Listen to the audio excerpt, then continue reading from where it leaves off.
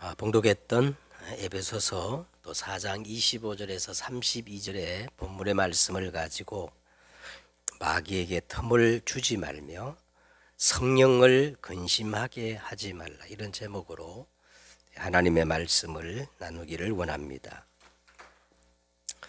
저는 전후 세대로 이 땅에 태어나서 농경사회 또 산업화 사회 또 지금은 막 디지털 시대를 거치면서 거의 이제 한 60여 년을 이렇게 살아오면서 느낀 점이 하나 있습니다. 인류 보편적인 양심이 예전에는 이게 작동을 하고 또 최소한 인간으로서 지켜야 할 규범들이 있었고 기본적인 것을 넘지 말아야 할 어떤 사회적 합의 내지 어떤 선들이 존재하고 있었지만 어느 순간에 이것들이 한순간에 다 무너지고 집단 양심과 집단 지성이 마비되어 가는 어떤 면에서는 막 이 여론이나 이 사람들의 분위기가 광기를 띨 정도로 그런 모습들을 가끔 보게 되는 겁니다. 2차 대전 때 독일 나치 한번 보세요.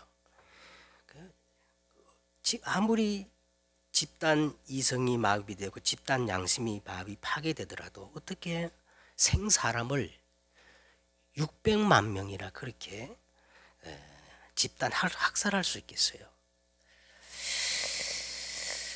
저는 설교를 준비하거나 뭐 가능한 이 말씀을 선포할 때 항상 전제하는 게 있습니다. 이사야 60장 1절과 2절에 보면 지금 이 세상이 어둠이 땅을 덮었고 캄캄함이 만민을 가리웠다는 거예요. 계시록 12장 7절과 11절의 말씀을 보면은 큰 불군요, 옛뱀, 마귀라고도 하고 사단이라고도 하며 온 천하를 깨는 자, 그 사자들, 악령이 귀신들, 이 밤낮 참소하는 흑암의 권세, 이 음부의 세력이 끊임없이 우리 인간을 도적질하고 죽이고 멸망시키고 또 이것을 하기 위해서요, 그냥 역사하는 게 아니라 정사와 통치자들과 이 세상 어둠과 하늘의 악한 영을 동원해서 지금 역사하고 있다는 겁니다. 근데 이게 성경에서 가장 중요한 전제예요. 이걸 우리가 전제하지 않고는, 그리고 우리 인간에게 이 존재가 갖다 주는 영적 문제를 해결하지 않고 이 강한 자를 결박하지 않고는, 예수님이 그랬어요. 나와 상관이 없다고. 하나님의 아들이 나타나신 것은 바로 이 마귀의 일을 멸하러 오셨다고. 그 예수님께서 그렇게 말씀을 하신 겁니다. 그래서 이 영적 문제, 이 흑암의 세력, 이 존재는 그 어떤 것으로도 해결되지 않습니다. 그냥 복음이 아니라 오직 복음 아니면 이 존재는 해결되지 않아요. 그래서 성경은 그냥 좋은 복음을 말하는 것이 아니라, 여러분 정말 성경을 한번 자세히 보세요. 성경은 그냥 복음이 아니라 무슨 복음을 말해요? 오직 복음을 말씀하고 있는 겁니다. 저는 확신해요. 오직 복음 아니면 성경에서 말하는 그 복음이 아니라는 거예요. 예수님이 말하는 그 복음이 아니에요. 오직 복음이어야 참 복음일 수가 있는 겁니다. 여자의 후손이 와야 뱀의 머리를 상하게 할 것이다. 이게 성경에 가장 먼저 나타난 원시 복음입니다. 출애굽기 창세기 6장 14절에 보세요. 이 네피림의 시대, 재앙 시대에 방주 아니면 절대 해답이 없어요. 오직 복음입니다. 유월절 어린 양 그 피제사 그거 아니면 절대 애굽의 재앙과 저주를 막을 수가 없는 겁니다. 그렇잖아요? 이사야 7장 14절 임마누엘 이 복음이 아니면 절대 포로에서 해방되지를 못하는 거예요. 주는 그리스도시요 살아계신 하나님의 아들이십니다. 이 오직 복음 아니면 절대 로마의 속국에서 벗어날 수가 없는 겁니다. 그래서 계시록 12장 11절에 이 사단의 존재 이름을 쫙 얘기하면서 마지막 11절이 이렇게 말하고 있어요. 또 우리 형제들이 어린 양의 피와 자기들이 증언하는 말씀으로서 그를 이겼으니 그랬어요. 굉장히 아주 중요한 말씀입니다. 그래서 마지막 예수님께서 마지막 우리에게 주신 메시지가 사도행전 1장 6절과 8절에 나오지요. 예루살렘을 떠나지 말고 내게 들은 바 아버지께서 약속하신 성령을 기다리라. 요한은 물로 세례를 베풀었으나 너희는 몇 날이 못되어 성령으로 세례를 받으리라.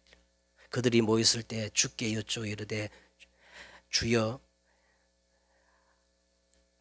하나님의 나라가 회복될 때가 이때입니까? 물었잖아요. 그때 예수님께서 때와 기한은 아버지의 권한에 두셨으니 너희 알 바 아니요. 너희는 한 가지에 집중하라는 거예요. 에? 뭐에 집중하라는 거예요? 오직 성령이 너희에게 임하시면 너희가 뭘 받고 권능을 받고 예루살렘 온 유다 사마리아 땅끝까지 이르러 내 증인되리라. 너희가 신경 쓸 것은 정말 최상의 영적 상태를 가진 회복한 영적 서밋이 되라는 겁니다. 이게 주님께서 우리에게 마지막 주신 메시지가 아닙니까? 그래서 우리 새생명교회 이번에 원단 송구 영신 예배 때 우리가 이 언약을 붙잡았습니다. 하나님, 주님이 마지막 우리에게 약속하신 대로 우리가 정말 영적 서밋으로 가게 해달라고. 영적 서밋으로. 이게 최고의 영적 상태거든요. 자, 오늘 이 본문을 지난주에서 우리가 계속 말씀을 나누는데 오늘 본문에 보면 15가지 윤리적 행위가 나옵니다. 거짓을 버리고 이웃과 더불어 참된 진실된 말을 해라. 분을 내어도 죄를 짓지 말고 해가 지도록 그 분을 품지 말고 마귀로 틈을 주지 말며 도둑질하지 말고 가난한 자를 구제할 수 있도록 자기 손으로 수고하여 선한 일을 하도록 해라. 더러운 말은 입 밖에도 내지 말고 오직 덕을 세우는 데 소용되는 선한 말을 하며 듣는 모든 자에게 은혜를 끼치는 말을 해라. 하나님의 성령을 근심하게 하지 말고 모든 악독과 노함과 분냄과 뜨드는 것과 비방하는 것을 모든 악의와 함께 버리고 또 서로 친절하게 하며 불쌍히 여기며 서로 용서하기를 하나님이 그리스도 안에서 너희를 용서하신과 같이 하라. 그렇게 말씀을 하고 있습니다. 너희가 그 은혜를 인하여 믿음으로 말미암아 구원을 얻었나니 이것은 너희에게서 난 것이 아니요 오직 하나님께로 난 선물이라. 행위에서 난 것이 아니니 누구든지 자랑하지 못하게 하려 함이라. 여러분, 우리가 정말 100% 하나님의 은혜로 구원을 받고 하나님의 자녀가 되었다면 오늘 여기서 말하는 15가지 윤리적, 도덕적 선함으로 사는 것이 당연한 것이고 또 이렇게 사는 것이 하나님의 뜻이고 참 전도자의 모습이고 그리고 세상의 빛과 소금으로 사는 것이 맞습니다. 그런데 문제는 우리에게 정말 이렇게 사는 것이 마음의 원이로되 우리에게 살 힘과 능력이 없다는 거예요. 왜 그러냐 하면 우리 인간의 실존은 허물과 죄로 생명의 근원 대신 하나님을 떠나서 그 영적 상태가 죽어 있기 때문에 그렇습니다. 이걸 전적 타락이라 지난주에 말씀드렸죠. 전적 타락. 영어로 보면 토탈이라고 그러죠. 토탈. 우리 인간은 그럴 힘이 없고 능력도 없고 그럴 또 신분이 아니에요. 신분이 아니에요. 자, 그런데 인간은 전부 나쁜 것은 아닙니다. 당연하게 선행을 하고 고행을 하고 고행을 안 내니까 막 수행을 한 사람이 얼마나 많아요. 그런데 예수님이 뭐라고 말씀하셨어요? 네? 고행하고 수행하고 선행하는데 마음을 비우고 청소하고 깨끗이 수리하고 그랬는데 어떤 문제가 옵니까? 그 사람의 나중 형편이 전보다 더욱 심하여져서 7 귀신, 영적 문제가 다 가중된다고 예수님이 그렇게 말씀을 하셨어요. 그러면 오늘 이 15가지 오늘 이 윤리적 도덕적 이 선행 한마디로 말하면 율법이라 하십시다. 왜냐하면 오늘 15가지를 우리가 십계명에 딱 붙여보면 다 십계명과 연결되는 거거든요. 율법이라 하십니다. 그러면 율법이 필요 없다는 얘기인가? 또 우리 주위에 보면요, 율법 무용론을 주장하는 사람이 많아요. 은혜로 우리가 구원을 받았기 때문에 이제는 율법 따위는 필요 없다. 자유하는 것이다. 누리는 것이다. 그러면 그게 필요 없다는 얘기입니까? 절대 그렇지 않습니다. 그래서 오늘 서론적으로 먼저 우리가 오늘 이 윤리와 도덕, 다른 말로 말하면 율법이라고 말하는 이 율법의 기능을 먼저 정리를 할 필요가 있습니다. 자, 첫째 율법은요. 율법의 가장 중요한 그 기능은 율법은 하나님의 뜻이에요. 하나님의 뜻이에요. 하나님의 성품이에요. 하나님의 공의예요. 그렇잖아요? 하나님이 이 율법을 주실 때 딱 쉽게 말하면 이 십계명을 주실 때 시내 산에서 어떻게 주셨어요? 시내 산에서 돌판에 불로 새긴 하나님의 말씀입니다. 돌판에 하나님이 직접 불로 새긴 하나님의 말씀이 율법이에요. 자, 그런데 두 번째 율법의 기능이 뭐냐 하면 율법은 거울과 같습니다. 자, 그러므로 율법의 행위로 그의 앞에 의롭다 하심을 받을 육체가 없나니 율법으로는 죄를 깨달음이니라. 율법은 마치 거울과 같아서 이 하나님의 공의, 하나님의 거룩성, 그 앞에 우리를 세우면 모든 사람이 죄를 범하였음에 의인은 없나니 하나도 없어. 율법이 있기 때문에 죄가 죄로 드러나는 거예요. 그래서 율법은 우리가 거울을 보면 우리의 허물이 보이는 것처럼 율법은 뭐와 같은 기능이 있다? 거울과 같은 기능이 있습니다. 그 다음에 세 번째 율법의 기능이 뭐냐면 약도예요. 율법을 통해서 우리는 절대 절망적인 존재구나. 그 어떤 선행과 수행과 고행을 통해서 의로워질 수 없는 존재구나. 그래서 우리에게 뭐가 필요하다? 나를 구원할 수 있는 구원자가 필요하구나. 그리스도가 필요하구나. 그래서 이 구원자를 찾아가는 뭐예요? 약도입니다. 약도. 그래서 하나님이 구약에 여자의 후손을 약속하신 거예요. 끊임없이 피 제사를 드리면서 그리스도를 약속하신 거예요. 그 다음에 마지막 율법의 기능은 바울이 말했어요. 갈라디아서에 보니까 초등교사라 그랬어요. 초등교사. 이같이 율법이 우리를 그리스도께로 인도하는 초등교사가 되어 우리로 하여금 믿음으로 말미암아 의롭다 함을 얻게 하려 함이라. 믿음이 온 후로는 우리가 초등교사 아래 있지 아니하도다. 그러니까 율법은 간접적으로 그리스도께로 인도하는 초등학교 교사라는 거예요. 그러면 그 그리스도가 온 이후로는 이제는 뭐예요? 우리가 초등교사 아래에 있지 아니하도다 그랬어요.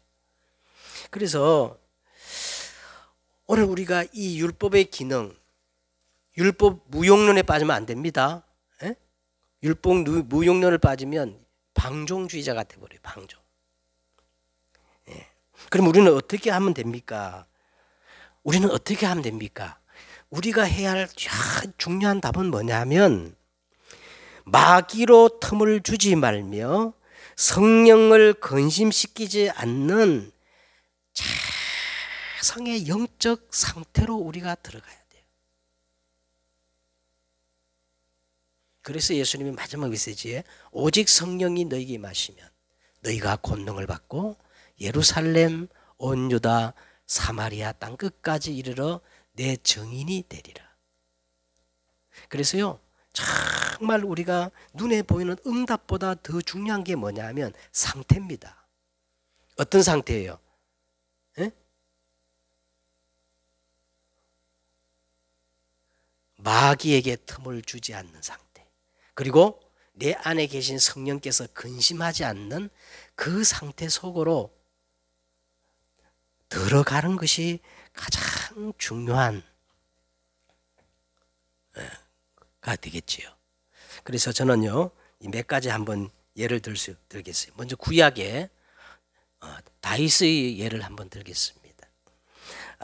다윗 시편 여러분 1편을 한번 보세요. 1편을 보면 다윗은 이렇게 말합니다. 복 받으라, 복 받으라 그렇게 말하지 않고 뭐라고 그래요? 복 있는 사람이 되라는 거예요. 복이 따라올 수밖에 없는 영적 상태를 말하는 겁니다. 복 있는 사람은 악인의 꾀를 따르지 아니하며 죄인의 길에 서지 아니하며 오만한 자의 자리에 앉지 아니하고 오직 여호와의 율법을 즐거워하여 그의 율법을 주야로 묵상하는 자로다. 응답보다 영적 상태의 그 중요함을 강조하지 않아요? 그러면서 그는 시냇가에 심은 나무가 철을 따라 열매를 맺으며 그 잎사귀가 마르지 아니함 같으니 그가 하는 모든 일이 형통하리로다. 여호와의 말씀을 즐거워하여 그 말씀을 주야로 묵상하는 자, 이게 영적 상태거든요. 그 사람은 어떤 사람이냐? 시냇가에 심은 나무가 철을 따라, 시냇가에 심은 나무는 기근을 타지 않아요. 가뭄을 타지 않아요. 예? 정확한 시간표에 열매를 맺고 그 잎사귀가 마르지 않아요. 그가 하는 모든 일이 어떻게 해요? 형통하리로다. 반대로 악인들은 그렇지 아니하며 오직 바람에 나는 겨와 같도다. 그러면서 저게 볼 때는 이 시편 23편에 이 다윗의 최고의 어떤 절정의 영적 상태를 보여주고 있어요. 시편 23편에 보세요. 여호와는 나의 목자시니 내게 부족함이 없으리로다. 지금 성경은 내게 부족함이 없다고 이렇게 말하고 있지만 우리 예전 성경을 보면요, 내가 부족함이 없으리로다. 뭐 내게와 내가가 뭐 다 같은 말 아니죠. 내게 부족함이 없다 하고 내가 부족함이 없다는 건 다른 거예요. 내가란 말은 상태거든요. 응? 다윗은 복음이면 충분하고 완전하며 모든 것임을 고백하는 최상의 영적 상태를 지금 말하고 있어요. 그가 나를 푸른 초장에 누이시며, 우리가 최상의 영적 상태를 회복하면 어떤 일이 벌어지는 줄 아세요? 그가 나를 푸른 초장에 누이시며 쉴만한 물가스로 어떻게 해요? 인도하시는도다. 내 영혼을 날마다 날마다 소생시키시고 자기 이름을 위하여 의의 길로 어떻게 해요? 인도하시는도다. 내가 사망의 음침한 골짜기로 다닐지라도 해를 두려워하지 않을 것은 주께서 나와 함께 하심이라. 주의 지팡이가 막대기가 나를 안위하시나이다. 주께서 내 원수의 목전에서 내게 상을 차려주시고 기름을 내 머리에 부으셨으니 내 잔이 넘치나이다. 내 평생의 선하심과 인자하심이 반드시 나를 따르니 내가 여호와의 집에 영원히 살리로다. 내가 여호와의 집에 영원히 살리로다. 이게 뭔 말이요? 여호와의 집이 어디예요? 여호와가 거하는 전 성전이 아닙니까? 내가 여호와의 집에 영원히, 이 말은 우리의 정말 최상의 영적 상태가 예배를 통해서 나타난다는 거예요. 그 다음에 우리 신약으로 넘어와서 저는 또 한 사람의 예를 들겠는데 그게 이제 누구냐? 바울을 들 수 있겠어요. 바울을.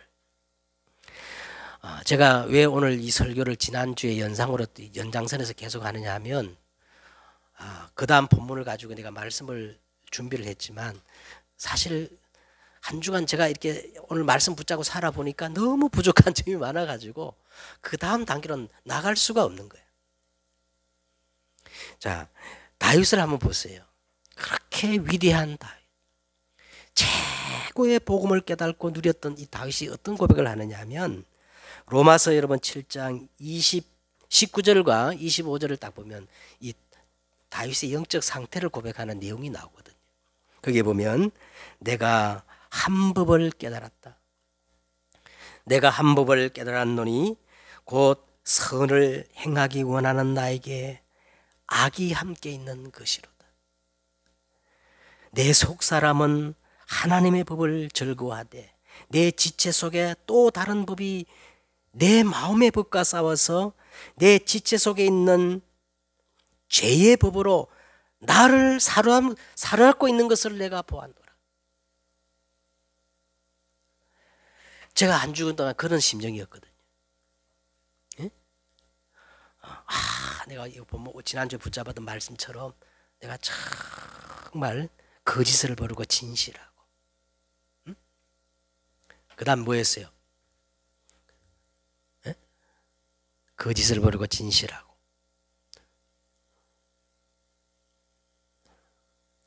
두 번째는 뭐였죠? 분을 내지 말고, 세 번째는 소극적인 선, 적극적인 선을 내가, 그 다음 마지막 내가 말을 조심해야 되겠구나 이렇게 했는데, 근데 언제든지 오늘 바울의 고백처럼 내 지체 속에 있는 죄의 법으로 나를 사로잡고 있는 것을 제가 봤거든요.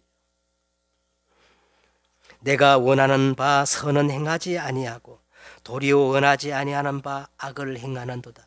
만일 내가 원하지 아니하는 그것을 하면 이를 행하는 자가 내가 아니요 내 속에 거하는 죄니라.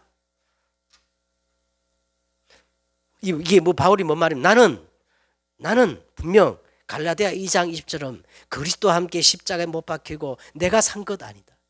그런데 그럼에도 불구하고 내 지체 속에 있는 이 죄의 법으로 끌고 가는 그것은 내가 아니고 누구라는 거예요?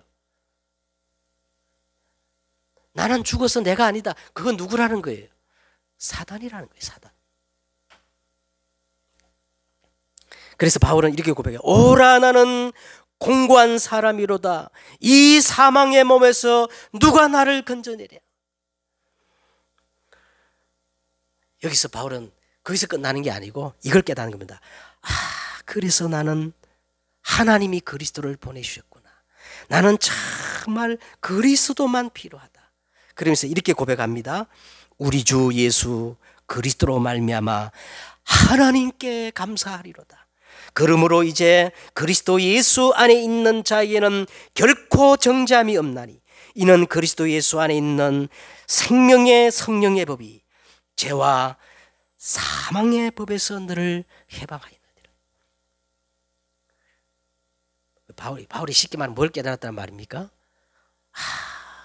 내가 끝났음에도 불구하고 내 속에 아직도 사단이 틈을 탈 수밖에 없는 영적 상태를 내가 가졌다는 거예요.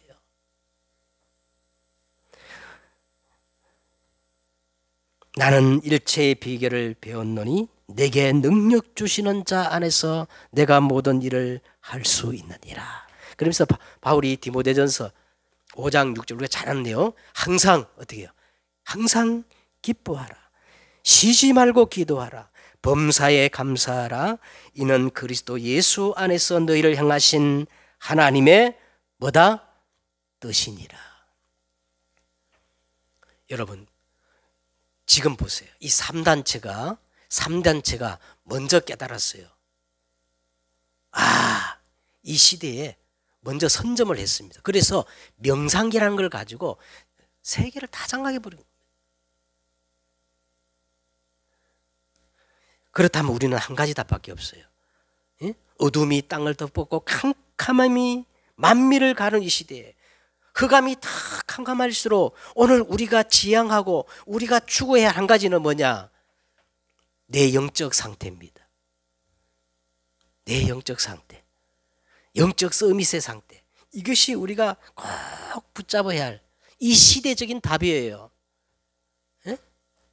마귀로 틈을 주지 아니하며 성령으로 근심하지 않게 되어지는 최상의 영적 상태, 그 영적 상태를 하기 위해서 우리가 먼저 해야 할 것이 있다고 그랬죠. 지난주 우리 말씀 나눴습니다. 먼저 해야 할 것이 있는데 첫째 뭐였어요? 거짓을 버리고 진실해야 합니다. 여러분. 가장 첫 번째가 진실이에요. 진실.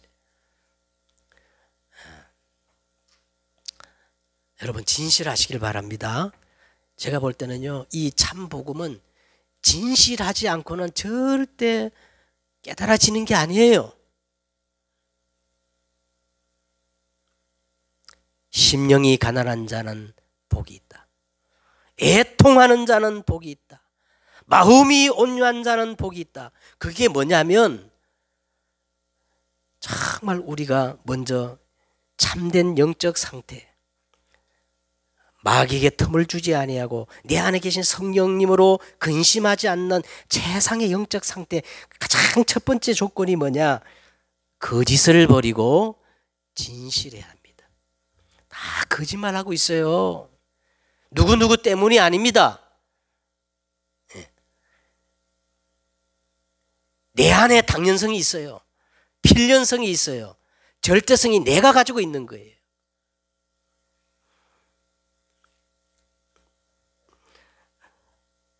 왜 그런 거 아니까? 왜 우리가 거짓을 보고 진실해야 되느냐 하면 이 거짓의 행위, 거짓은요, 행위의 문제 이전에 영역의 문제가 되기 때문에 그래요. 요한복음 8장 44절에 보세요.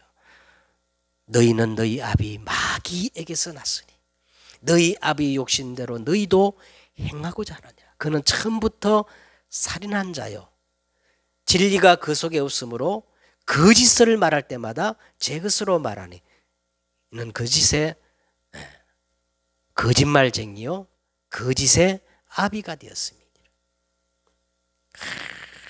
이 사단은요 항상 거짓에 집을 짓는 자예요.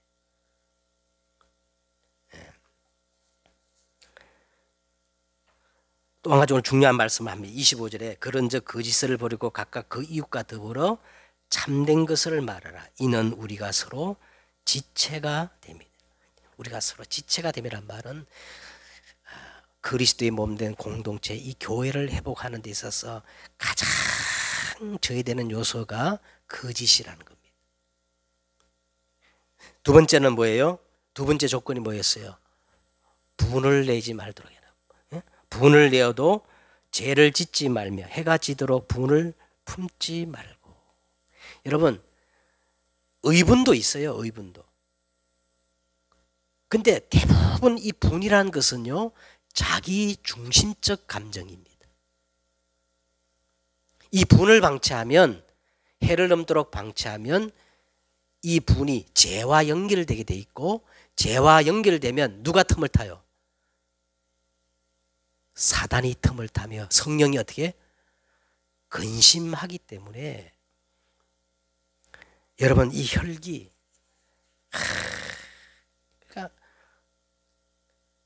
그러니까 여러분, 우리 위,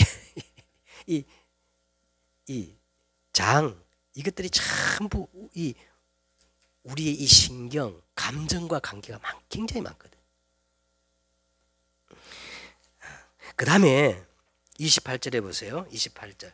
도둑질하는 자는 다시 도둑질하지 말고. 그 다음 또 뭐라 그럽니까? 돌이켜 가난한 자에게 구제할 수 있도록 자기 손으로 수고하여 선한 일을 하라. 두 가지 얘기를 하는 거예요. 도둑질하는 자는 다시 도둑질하지 말고. 도둑질이란 말은 한마디로 말하면 남에게 해를 끼치지 말라는 거예요. 여러분, 오늘부터 한번 진짜 말씀을 구체적으로 적용해 보세요. 내가 적어도 남에게 필요한 사람이 되지 못할 망정 남에게 피해를 주지 말자. 그게 참 보통 힘든 게 아니에요. 오늘 우리가요, 내가 맡은 내 역할만 감당해도 있잖아요, 남에게 피해를 주지 않잖아요. 근데 그게 안 될 때 전부 남에게 해가 되고 피해가 됩니다.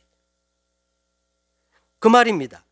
도둑질하는 자는 다시 도둑질하지 말며 적어도 남에게 피해를 주지 말자. 이게 소극적 선이거든요. 더 나가가지고 어떻게 하라는 겁니까?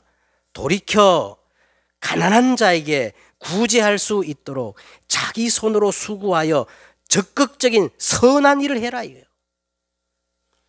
우리는 이렇게 꼭 필요한 사람으로 나가야 됩니다. 이게 정인입니다. 나를 넘어서 이타심, 다른 사람을 이롭게 하는 그런 자리로 나가야 되는 거예요.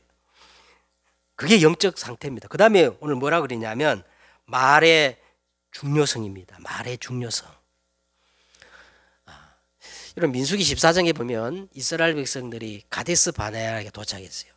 가데스 출애굽해가지고 가데스 바네아까지 딱 오는데 2년 걸렸어요. 그런데 가데스 바네아에서요, 이 불신앙의 말을 붙잡는 순간 그것 때문에 38년 광야 생활을 하게 됩니다. 그게 나오잖아요. 하나님 뭐라 그랬어요? 내 귀에 들린 대로 내가 행하리라. 네 말에 네가 얽혔다는 거예요. 얼마나 말이 중요합니까?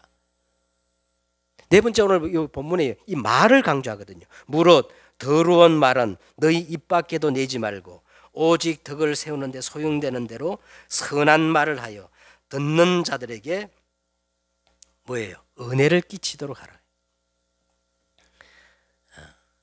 아마 제 생각에는 이 과학이 계속 발전되어지면요, 우리가 내뱉은 말들을 다 이게 찾아낼 수 있을 거예요.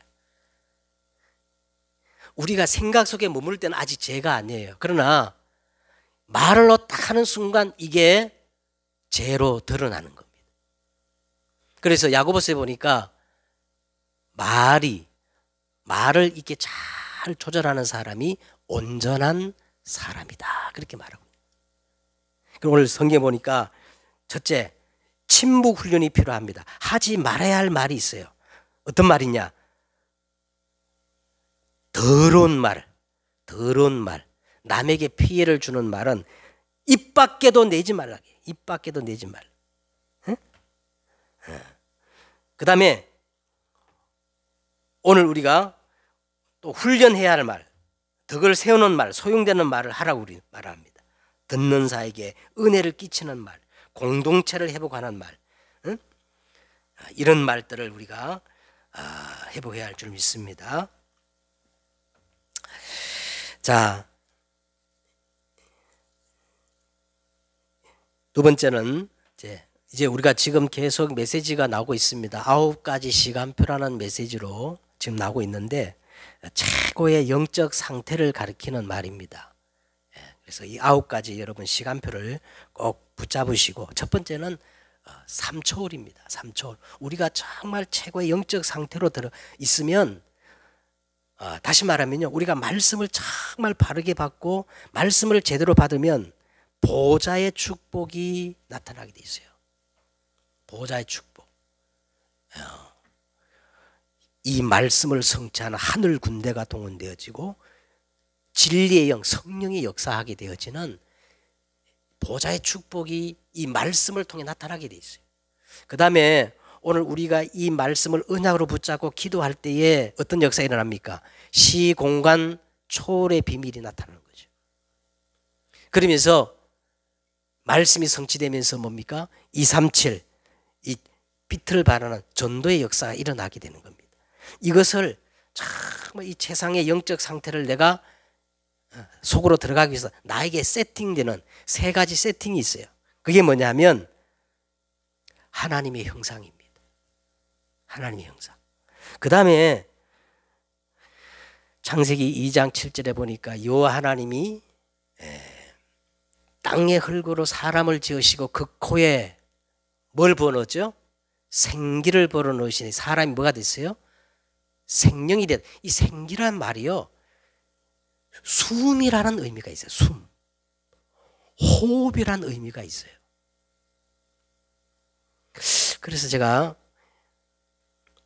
그 2부 예배 때 한번 해보려고 그럽니다. 우리의 이 영적 상태 가장 중요한 게 이 숨, 생기, 호흡이 그만큼 중요해요. 호흡. 그 다음에 생명력입니다. 생명력. 시입니다. 시. 이 생명력이 어디냐면 시 안에 있거든. 시. 이게 언약이거든요. 그러면 삼전무후무.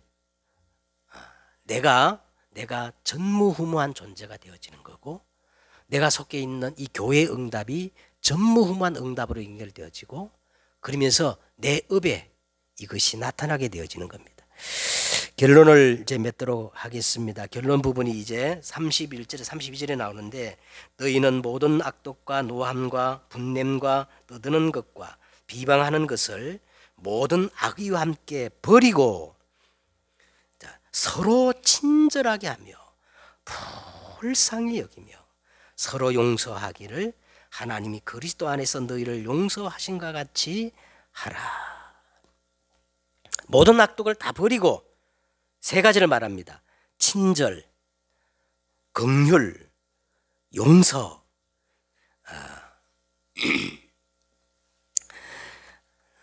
자, 지난주에도 말씀 나눴어요. 지난주는 제가 마지막으로 남은 자의 기도를 통해서 마무리했는데, 오늘은 더 실제적으로 결론을 맺겠습니다. 오늘 여러분 4가지 단어를 꼭 기억하세요. 4가지. 실질적으로 우리가 영적 상태로 들어가기 위한 정말 실질적인 우리의 이 상태 4가지를 꼭 기억하시고, 첫째는 뭐냐 여러분? 호흡입니다. 왜 호흡이냐? 여호와 하나님이 땅의 흙으로 사람을 지으시고 그 코에 생기를 불어넣으시니 사람이 생명이 되었다. 이 생기, 이게 호흡이거든요. 그 다음에 예수님께서 요한복음 20장에 부활하셔서 제자들에게 어떻게 했어요? 숨을 내쉬며 뭘 받으라 했어요? 숨을 후 내쉬면서 뭘 받으라 그랬어요? 오직 성령 충만을 받으라 그랬거든요. 이거 굉장히, 그래서 제가 2부 예배 때 실질적으로 이렇게 호흡에 관한 말씀을 좀 하려고 그래요. 그 다음에 2번째는 뭐냐? 평안입니다. 평안해야 돼요, 여러분. 그 다음에 고요. 평안, 고요. 마지막 단어가 뭐냐? 감사. 이게 그냥 하는 얘기가 아니고, 그냥 아는 얘기가, 지금 3단체가 명상을 가지고 지금 다 파고 들어가요. 접신 운동이 막 일어나고 있습니다. 지금 오디션에 보니까 무당하는 사람이 무당이 지금 말이야 오디션에 나가고 노래를 부르고 사람들이 막 전부 긍정적으로 평가하고 이런 시대에 살고 있다니까 우리가. 그래서 우리 시대의 진짜 해답이 뭐냐? 영적 서밋이요, 영적 상태예요. 그렇다고 할 때 오늘 이 네 가지 단어, 첫째 뭐라고요? 호흡, 고요, 평안, 감사. 이게 굉장히 중요한 답입니다. 승리하는 여러분 되시기를 주 예수 이름으로 축원드립니다. 기도하겠습니다. 하나님, 어둠이 땅을 덮었고 영적 캄캄함과 흑암이 온 땅에 충만한 이 시대에 주님의 마지막 메시지가 다른 것부터 하지 말고 내게 들은 바 아버지께서 약속하신 성령을 기다리라고 주님 말씀하셨습니다. 마귀로 틈을 주지 아니하며 성령으로 근심하지 않게 되어지는 최상의 영적 상태, 오늘 우리가 이것 붙잡고 정말 새롭게 시작하는 저들이 되어지게 하여 주옵소서. 주 예수 그리스도의 이름으로 기도드렸사옵나이다. 아멘.